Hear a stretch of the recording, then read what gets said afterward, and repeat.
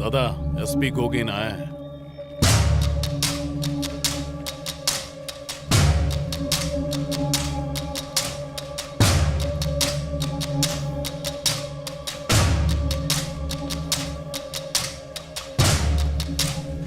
गोगिन राव, बताओ, गांव में अपराध बढ़ रहे हैं या घट रहे हैं? मैं कुछ समझा नहीं। अगर बढ़ रहे हैं तो तुम अपना काम ठीक से नहीं कर रहे हो, और अगर घट रहे हैं तो तुम्हारी कोई जरूरत नहीं। मैं आपसे हाय हेलो करने नहीं आया हूँ। मैं गुरुवा रेड्डी के कत्ल की पूछताछ करने आया हूँ। मेरे खबरी ने मुझे बताया कि उसकी मौत का जिम्मेदार तुम्हारा आदमी रघु है। मैं यहाँ इसे अरेस्ट करने आया हूँ। ये वही करता है जो मैं कहता हूँ। लेकिन इंक्वायरी में आपका नाम नहीं है। इंक्वायरी की क्या जरूरत जब मैं अपना गुनाह कबूल कर रहा हूँ? अगर हिम्मत है तो मुझे अरेस्ट कर, वरना कॉफी पी और दफा हो जा। आप बेवजह ही इतना गुस्सा हो रहे हैं। गोगिन राव, मैं अपना गुस्सा बेकार लोगों पर जाया नहीं करता। मैं वक्त की कद्र करता हूं। लगता है तुम्हारे पास बेकार वक्त ज्यादा है, और मेरा हर पल बहुत कीमती है। तुम जा सकते हो।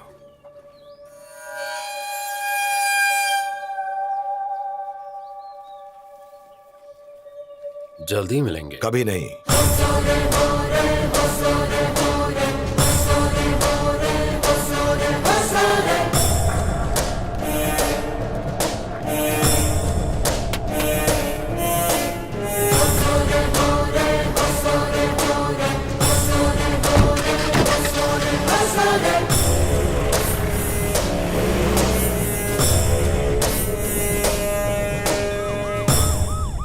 सर, गोगिन राव बोल रहा हूँ। हमारा प्लान फेल हो गया सर। गोगिन राव के जरिए रघु को गिरफ्तार करने का हमारा प्लान पूरी तरह से फेल हो गया। हमें कुछ और सोचना पड़ेगा। हाँ, इस तरह बॉस और उनके आइडिया सुनते रहे तो एक दिन वो सबको ले डूबेगा। किसी टापू तक पहुंचने के लिए पहले समंदर में छलांग तो लगानी पड़ेगी। या तो तुम डूब जाओगे या तैरना सीख जाओगे। पर कहीं तूफान और शाख के डर से किनारे पर ही खड़े इंतजार करते रहे तो गिद्ध तुम्हें खा जाएंगे। तुम्हारा प्रवचन पहली बार समझ में आया। लंबा था लेकिन समझ में आ गया। हाँ। जो जल्दबाजी करेगा उसका हश्र बुरा होगा। आसमान वही छू सकता है जिसके हौसले बुलंद हों। ये मेरा ओवर कॉन्फिडेंस नहीं है, सत्य वचन है। बॉस, हम सबसे ज्यादा जानते हैं, एक कदम आगे की सोचते हैं। उनकी इजाजत के बिना समंदर में छलांग लगाना ये कोई हल नहीं, बेवकूफी है।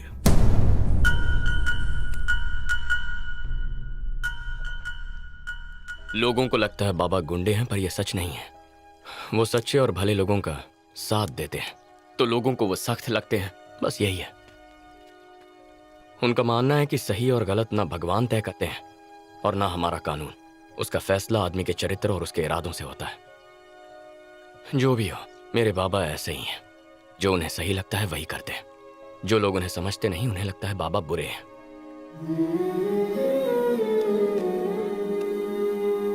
पर इस तरह लोगों को डरा धमकाकर मारकर उनको क्या मिलेगा?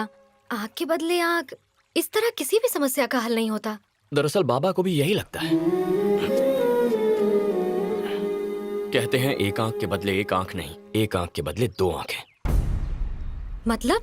अगर दुश्मन हमारी एक आंख पर वार करे तो उसकी दोनों आंखों पर वार करो। ये गलत है। अगर एक आंख बचेगी तभी आने वाले खतरों पर नजर रख पाएंगे।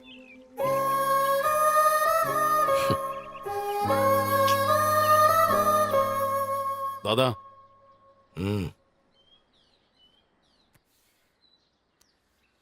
वो बात ये है कि... बोलो भी, बात क्या है? कोई झूठ बोलने की कोशिश कर रहे हो? नहीं, झूठ क्यों बोलूंगा। तो जबान क्यों लड़खड़ा रही है? दादा, आप गवराजू को तो जानते हैं ना? कौन गवराजू? वही जिसने आप पर हमला किया था और आपने उसका खेल खत्म कर दिया था। हाँ, उसका क्या? दादा, मुझे पता चला है कि कृष्णा उसकी बेटी से प्यार करता है। बाबा, मैं जानता हूं कि गवराजू कैसा आदमी था। ये भी जानता हूं कि हमारी उनके खानदान से दुश्मनी है। इसके बावजूद अगर उसकी बेटी से प्यार करता हूं तो जरा सोचिए कि वो कितनी अच्छी होगी। माना कि वो अच्छी लड़की है, पर जिस दिन से हमने उसके बाप को मारा है उसका भाई गायब है। क्या वो डर कर भाग गया है, या बदला लेने की साजिश कर रहा है, या हमारे दुश्मनों के साथ मिल गया है? तीनों में से कुछ भी हो सकता है। कृष्णा, रायलसीमा को खून खराबे का श्राप है। यहां पर लड़ाई कभी खत्म नहीं होती। पीढ़ी दर पीढ़ी ये दुश्मनी चलती ही रहेगी। पर शिरीषा, और मुझे लगता है कि ये दुश्मनी अब खत्म करनी चाहिए। बाबा, आपको मजबूरन उसके पिताजी को मारना पड़ा, ये जानकर भी वो सब भुलाने को तैयार है। सोचिए मुझसे कितना प्यार करती होगी। उसे नहीं पता उसका भाई कहाँ है, क्या कर रहा है, लेकिन मुझे उस पर पूरा भरोसा है। बाबा,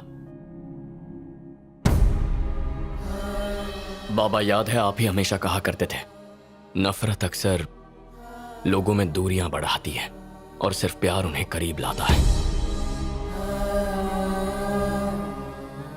सुनो, मैं कभी किसी की निजी जिंदगी में दखल अंदाजी नहीं करता, कभी नहीं, खासकर उनकी जिन पर मुझे पूरा भरोसा है। मैं जानता हूं तुमने यह फैसला सोच समझ कर ही लिया होगा। तुम क्रिकेट खेलते वक्त भी इसी तरह सोचते थे, या तो आउट हो जाओगे या सिक्सर मारोगे। मैं भी इसी तरह सोचता हूं। ज्यादातर लोग सिर्फ बॉल रोकते हैं क्योंकि उन्हें सिर्फ आउट होने का डर होता है। तुम उनमें से नहीं हो। मुझे गर्व है।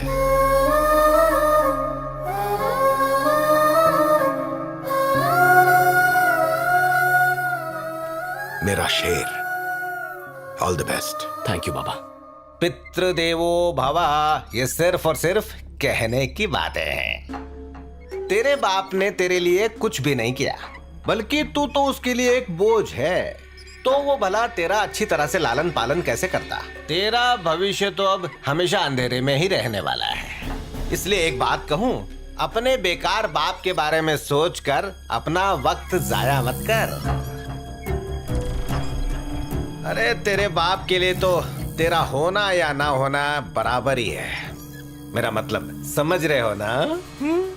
इंसान को तो जानवर की तरह रहना चाहिए।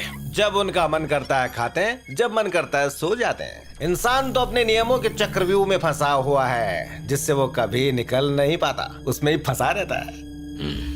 ए वेदम, इतना घुमा फिरा के मत बोल, सीधे सीधे मुद्दे पे आ और ये बता, इस प्रोजेक्ट से मुझे क्या फायदा होगा? फायदा तब होगा जब वो राक्षस तेरे बाप का पीछा छोड़ेगा। कौन राक्षस? सुन, तेरा बाप लोगों की भलाई सोचने वाले एक राक्षस के वश में है। अब मेरे वेद पुराण तो मुझे यही कहते हैं कि पितृदेवो भव पुराना है, अब पितृ राक्षसो भव ही आज की दुनिया में सही है। इस बला से पीछा छूटा तो तेरे प्रगति के द्वार खुल जाएंगे। तू भी खुश रहेगा और तेरी जेब भी खुश रहेगी।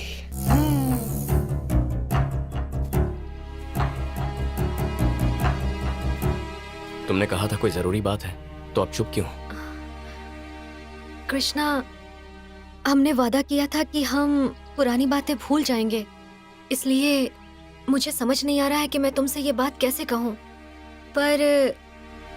पर क्या?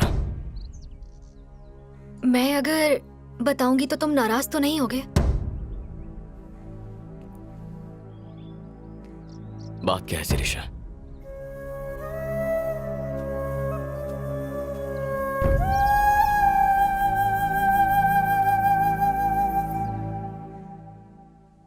तुम्हारा भाई लता के घर में जबरदस्ती घुस गया और उसके परिवार को बहुत मारा भी। उसे उठाकर तुम्हारे फार्म हाउस लेकर गया। सब तुम्हारे पिताजी के नाम से डरते हैं, इसलिए उसे बचाने कोई नहीं आया। ये तुम क्या कह रहे हो? भूषण ने ऐसी हरकत की? हाँ बाबा, आपने मुझसे कई बार कहा है, जो लोग हम पर भरोसा करते हैं वही हमारी ताकत और प्रतिष्ठा बनते हैं, लेकिन विश्वास से, हमारे डर से नहीं। भैया लोगों को आपका डर दिखाकर आपकी प्रतिष्ठा मिट्टी में मिला रहे हैं।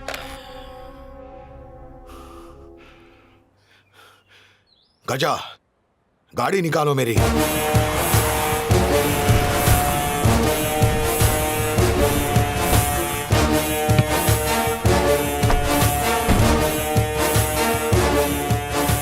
बाबा, बाबा यहाँ कुछ नहीं है। बाबा कहाँ रहे हो आप? अंदर बाबा, यहाँ।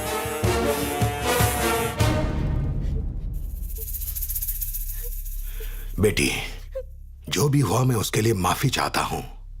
हो सके तो माफ कर देना। इसे सही सलामत इसके घर छोड़ाओ। ठीक है दादा।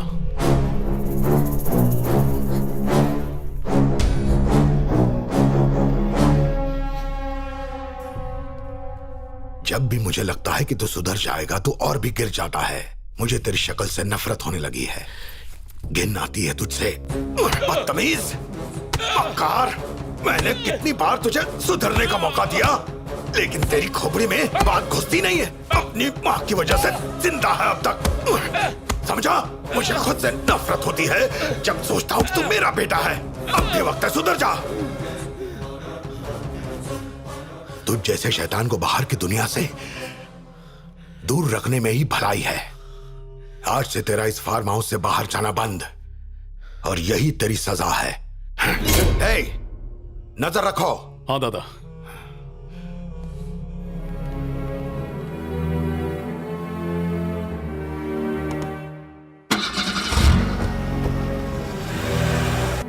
तूने ही मेरे बाप को यहाँ के बारे में सब कुछ बताया ना? याद रख, मैं तो अपने बाप को बहला फुसला के मना लूंगा। तेरा क्या होगा तू सोच ले। तेरे टुकड़े करके चील कौओं को न खिला दिया तो मेरा नाम बदल देना। जी भाई, एक बात ध्यान से सुन लो। हम सब दादा के लिए काम करते हैं, उनके बेटे के लिए नहीं।